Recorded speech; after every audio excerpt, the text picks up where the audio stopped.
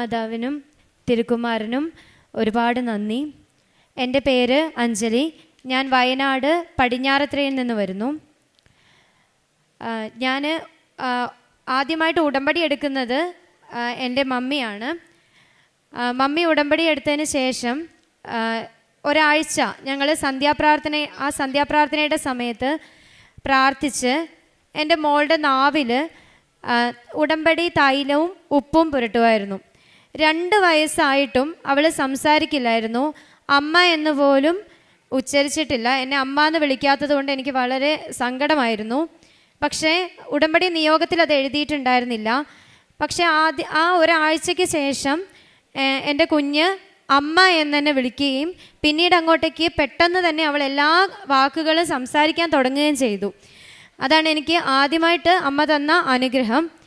അതിനുശേഷം ഞാനും വന്ന് ഉടമ്പടി എടുത്തു. പിന്നീട് ഞങ്ങൾക്ക് 35 വർഷമായിട്ട് വീടില്ലായിരുന്നു. അത് ക്വാർട്ടേഴ്സിലായിരുന്നു അത്രയും കാലവും താമസിച്ചിരുന്നത്. ഒരു വീട് വെക്കണം എന്നുള്ളത് ഭയങ്കരമായിട്ടുള്ളൊരു ആഗ്രഹം തന്നെയായിരുന്നു. ഒരു ചെറിയ വീടെങ്കിലും വെച്ച് കിട്ടണമേ മാതാവേ എന്ന് വീണ്ടും ഉടമ്പടിയിൽ നിയോഗമായിട്ട് വെച്ച് പ്രാർത്ഥിക്കാൻ തുടങ്ങി. ഉടമ്പടിയുടെ നേർച്ച വസ്തുവായിട്ടുള്ള ഉപ്പ് ഞങ്ങൾ അവിടെ കൊണ്ട് വിതറി, സ്ഥലത്ത് കൊണ്ട് വിതറി. അതിനുശേഷം ഞങ്ങൾ പ്രാർത്ഥിച്ചു. എല്ലാ ദിവസവും രാവിലെ പ്രത്യക്ഷീകരണ പ്രാർത്ഥന ചെല്ലുമായിരുന്നു. ഞങ്ങൾ ഒരുമിച്ച് എഴുന്നേറ്റ് പ്രാർത്ഥിക്കും. അങ്ങനെ പിന്നെ വീടിന് ഞങ്ങൾക്ക് ഒരു ചിട്ടി പിടിക്കാൻ സാധിക്കുകയും എത്രയും പെട്ടെന്ന് തന്നെ ഞങ്ങളുടെ വീടിൻ്റെ പണി തീർക്കാൻ സാധിക്കുകയും ചെയ്തു. ചെറിയ വീടെന്ന് ഞങ്ങൾ പ്രാർത്ഥിച്ചിട്ടും മാതാവ് 2600 സ്ക്വയർ ഫീറ്റിൻ്റെ വീടുണ്ടാക്കാൻ വേണ്ടിയിട്ട് ഞങ്ങളെ സഹായിച്ചു. ഇനി അത് മാത്രമല്ല, ഞാൻ BEd കഴിഞ്ഞിട്ട് 4 വർഷം ആയി ജോലിയില്ലാതെ. അപ്പോൾ അതിനിടയ്ക്ക് ഞാൻ 2020 PSC എക്സാം എഴുതിയിരുന്നു. UPSC എഴുതിയതിൽ എനിക്ക് റാങ്ക് 24 തന്നെ വന്നിട്ടുണ്ടായിരുന്നു. പക്ഷേ അപ്പോയിൻമെൻറ്റ് നടക്കുന്നതിന് കാലതാമസം നേരിടുമായിരുന്നു. അത് എന്ത് ചെയ്താൽ അവിടെ നിന്ന് കിട്ടുന്നില്ല. കുറേ ഞങ്ങൾ പിന്നെ പോവുകയും ഇതിന് വേണ്ടിയിട്ട് നടക്കുകയൊക്കെ ചെയ്തു. എന്തുകൊണ്ടാണ് ഇത് വൈകുന്നത് എന്നുള്ള രീതിയിൽ ഞങ്ങൾ കുറേ അന്വേഷിച്ചു. ഞങ്ങളൊരു 10 പേരുണ്ടായിരുന്നു. പക്ഷേ അപ്പോയിൻമെൻറ്റ് എന്ത് ചെയ്താൽ വരുന്നില്ലായിരുന്നു. ആ സമയത്ത് ഞാനത് 9ാം മാസമാണ് ഉടമ്പടി എടുത്ത് പ്രാർത്ഥിച്ചു. ഏറ്റവും അടുത്തുള്ള സ്കൂളിൽ കിട്ടണമെന്നും കൂടി ഒരു പ്രാർത്ഥന ഉണ്ടായിരുന്നു. ആ സമയം വരെ അങ്ങനെ ഒരു അടുത്തുള്ള സ്കൂൾ ഒരു ഓപ്ഷൻ വെക്കാൻ വരെ കണ്ടിട്ടുണ്ടായിരുന്നില്ല. പക്ഷേ 3 മാസം കൃത്യം നവംബർ 13 എനിക്ക് അപ്പോയിൻമെൻറ്റ് ലെറ്റർ ലഭിച്ചു. അത് ഏറ്റവും അടുത്ത് അരമണിക്കൂർ എനിക്ക് സ്കൂളിലേക്ക് പോകാനുള്ളൂ. സ്കൂളിലേക്ക് പോകാനേ ഉള്ളൂ. ഗവൺമെൻറ് ജോലി തന്നെ എനിക്ക് മാതാവ് നൽകി അനുഗ്രഹിച്ചു. അതുപോലെ എൻ്റെ മമ്മിക്ക് തൊണ്ടയിൽ ചെറിയ ശബ്ദത്തിൻ്റെ പ്രശ്നം ഉണ്ടായിരുന്നു. 7 വർഷങ്ങളായിട്ട് ഒരു ശബ്ദത്തിൻ്റെ പ്രശ്നം ഉണ്ടായിരുന്നു. പക്ഷേ അത് വലിയ കാര്യമാക്കിയിട്ടില്ല. അതിനുശേഷം ഇവിടെ ഉടമ്പടി വന്ന് പുതുക്കിയതിന് ശേഷം, ആദ്യത്തെ പുതുക്കലിന് ശേഷം മമ്മി ഒരു സുഹൃത്ത് പറഞ്ഞിട്ടൊരു വൈദ്യനെ കാണാനിട വന്നു.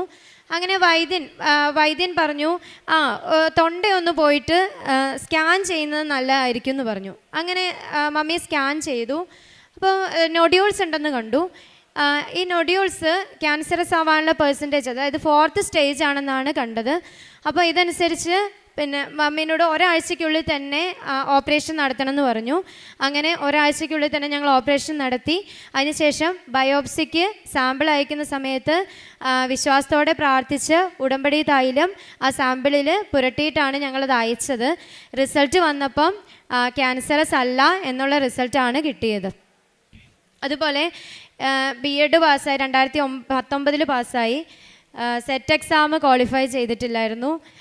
എല്ലാ പ്രാവശ്യവും പഠിക്കും, എഴുതും. അങ്ങനെ 7 തവണ ഞാൻ സെറ്റ് എഴുതി എന്ന് പറഞ്ഞാൽ ഞാൻ ഓൺലൈൻ കോഴ്സിന് ചേർന്നു. അതിനുശേഷം 2 പ്രാവശ്യം ഓൺലൈൻ കോഴ്സിന് ചേർന്നു. 2 തവണയും ഓൺലൈൻ കോഴ്സ് അറ്റൻഡ് ചെയ്യുകയും എഴുതുകയും ചെയ്തു. അതിന് മുന്നേ ഉള്ള പ്രാവശ്യമല്ല, ഞാൻ തനിയെ പഠിക്കുകയും എഴുതുകയും ചെയ്തു. എന്നിട്ടൊന്നും എനിക്ക് സെറ്റ് എക്സാം ലഭിച്ചില്ല.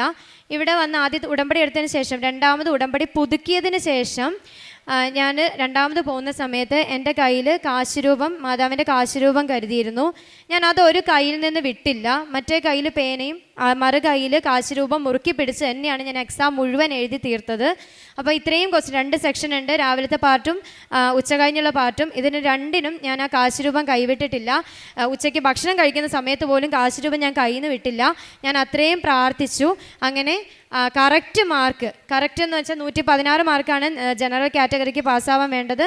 ഈ പറഞ്ഞ കറക്റ്റ് മാർക്ക് ലഭിച്ച് ഞാൻ സെറ്റ് എക്സാം ക്വാളിഫൈഡ് ആയി. അത് വലിയൊരു അനുഗ്രഹമാണ്. കാരണം അത്രയും നാൾ 7 തവണ ഞാൻ എഴുതി ഞാൻ മടുത്തതാണ്. അവസാനം ഞാൻ ഇനി എഴുതില്ല, ഇതോടെ ഞാൻ നിർത്തുകയാണ് എന്നുള്ളത് ഞാൻ മാതാവിനോട് പറഞ്ഞിട്ടാണ് ഞാൻ എഴുതാൻ പോയത്. അതെനിക്ക് ആ പ്രാവശ്യം തന്നെ സെറ്റ് എക്സാം എനിക്ക് കറക്റ്റ് മാർക്കിൽ തന്നെ അത് ക്വാളിഫൈ ചെയ്യാൻ വേണ്ടിയിട്ട് മാതാവ് അനുഗ്രഹിച്ചു. ഈ കൃപകളൊക്കെ കിട്ടുന്നതിന് ഞാൻ പ്രധാനമായിട്ടും ജോലി കിട്ടുന്നതിന് മുന്നേ സ്കൂളിൽ കുട്ടികൾക്ക് പഠന സഹായം ചെയ്യാൻ വേണ്ടിയിട്ട് ശ്രമിച്ചിരുന്നു. എന്നെക്കൊണ്ട് പറ്റുന്ന പോലെയൊക്കെ എന്ത് ചെയ്യും, കുട്ടികൾക്കുള്ള പഠന സഹായങ്ങളൊക്കെ ചെയ്തു. പിന്നെ കൃപാസന പത്രം വിതരണം ചെയ്യാൻ പോയി. ആദ്യത്തെ തവണയൊക്കെ ബസ് സ്റ്റാൻഡിലും ഒക്കെ കൊടുത്തു. രണ്ടാമത്തെ തവണ ഉടമ്പടി പുതുക്കിയതിന് ശേഷം പത്രം കൊടുക്കാൻ പോയപ്പം ഞാനും എൻ്റെ അനിയത്തിയും കൂടിയാണ് പോയത്. വീടുകൾ കയറി ഇറങ്ങിയാണ് പത്രം വിതരണം ചെയ്തത്. പക്ഷേ ആദ്യത്തെ വീട് കയറിയപ്പം കുഴപ്പമില്ല, അവർ വാങ്ങിച്ചു. പക്ഷേ രണ്ടാമത്തെ വീട് കയറിയപ്പം അവരെടുത്ത വായിക്ക് ചോദിച്ചു എന്നോട്, നിങ്ങളൊക്കെ ഈ കാലത്ത് തന്നെയാണോ മക്കളെ ജീവിക്കുന്നത് എന്നാണ് ആദ്യം എന്നോട് ചോദിച്ചത്. പക്ഷേ ഞങ്ങൾ തളർന്നില്ല. ആ വാശിക്ക് ഞങ്ങൾ അന്നത്തെ ദിവസം മുഴുവൻ നടന്ന് മാക്സിമം പത്രം കൊടുത്തതിന് ശേഷമാണ് ഞങ്ങൾ ഞങ്ങളുടെ വീട്ടിലേക്ക് തിരിച്ചു വന്നത്. അതിൻ്റെ കൃപ എന്തായാലും എനിക്ക് മാതാവ് തന്നിട്ടുമുണ്ട്. ഇതുവരെ തന്ന എല്ലാ അനുഗ്രഹങ്ങൾക്കും മാതാവ് തന്നിട്ടുള്ള എല്ലാ അനുഗ്രഹം, ഇത് മാത്രമൊന്നുമല്ല, എപ്പോഴൊക്കെ മോൾക്ക് പനി വല്ലാതെ കൂടിയിട്ടുണ്ട്. ആ സമയത്ത് ഉടമ്പടി തൈലം വെച്ച് പ്രാർത്ഥിക്കും, വിശ്വാസ പ്രമാണം ചൊല്ലി അവളെ അടുത്തിരുത്തി പ്രാർത്ഥിക്കും. അവൾക്ക് അതിപ്പോൾ ഒരു വിശ്വാസമാണ്, മാതാവിനോട് പ്രാർത്ഥിച്ചു കഴിഞ്ഞാൽ എല്ലാം മാറും, എൻ്റെ അമ്മയാണെന്ന് അവൾ പറയും. അപ്പോൾ ആ ഒരു വിശ്വാസം എൻ്റെ മോൾക്കും പകർന്നു കൊടുക്കാൻ വേണ്ടിയിട്ട് എനിക്ക് സാധിച്ചിട്ടുണ്ട്. അപ്പോൾ ഇത്രയും അനുഗ്രഹങ്ങൾ തന്ന ദേവമാതാവിനും തിരുക്കുമാരനും ഒത്തിരി നന്ദി.